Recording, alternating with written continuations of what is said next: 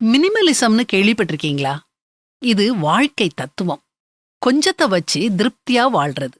எது தேவையோ, எது அவசியமோ அதுல முழு மனசையும் செலுத்தி வேண்டாதவைகளை ஒதுக்கி வாழ்றது தான் மினிமலிச வாழ்க்கை. கொஞ்சம் யோசிச்சு பாருங்களேன். நேத்து நம்ம என்ன பண்ணணும்? அதுக்கு முந்தின நாள் நம்ம என்ன பண்ணணும்? அவசியமில்லாத தேவையற்ற விஷயங்களை செய்யறதுக்கு தான் அதிக நேரம் செலவிட்டிருப்போம். முக்கியமான காரியங்களை செய்யாம அதுக்கு நேரம் இல்லைன்னு வேற சொல்லிக்கிட்டு இருக்கோம்.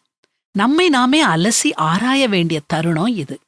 கண்டதையெல்லாம் வாங்கணும், பார்த்ததெல்லாம் சாப்பிடணும், எல்லாத்தையும் செஞ்சு பாத்திரணுங்கிற வெறியோட அலையாம கொஞ்சம் அமைதியா நிதானமா வாழுவோம்.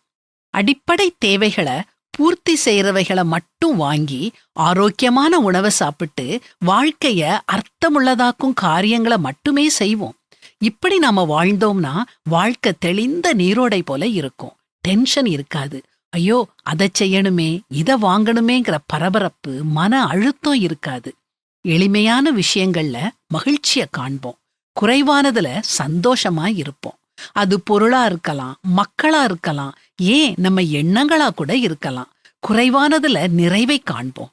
எனக்கு நிறைய நண்பர்கள், எனக்கு நிறைய பேரை தெரியும்னு சொல்லி யார் கூடவும் ஒரு நெருங்கிய தொடர்போ உறவோ நட்போ இல்லாம வாழ்றத விட குறுகிய நண்பர் வட்டத்துல நெருங்கிய உறவோட நட்போட அன்போட வாழ்றது மேல். ஆங்கிலத்துல jack of all trades master of நன்னு சொல்வாங்க. தமிழ்ல அகல உழுவதை விட ஆழ உழுவதே மேல்னு சொல்வாங்க.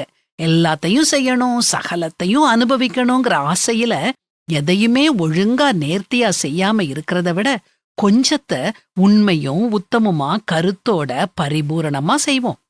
எளிய மனத்தோரை ஆண்டவர் பாதுகாக்கின்றார் அப்படின்னும், ஆவியில் எளிமையுள்ளவர்கள் பாக்கியவான்கள், பரலோக ராஜ்யம் அவர்களுடையது அப்படின்னும் பரிசுத்த வேதாகமத்துல வாசிக்கிறோம்.